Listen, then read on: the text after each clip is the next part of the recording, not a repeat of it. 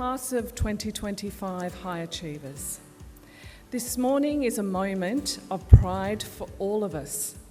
It is a chance to pause and recognise who you are as learners, as young adults, and as a community.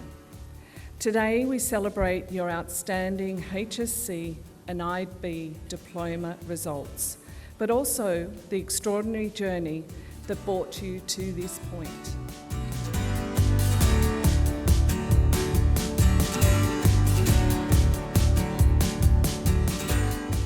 Always remember to do your best, be willing to learn, stay positive, and never give up, because nothing is impossible. Regardless of where life will take you, the time spent at Santa is part of your journey and will ultimately help you become the person you want to be.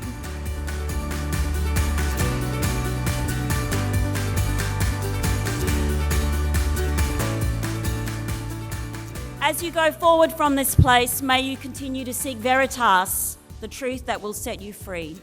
May God bless your minds with wisdom, your hearts with compassion, and your lives with courage.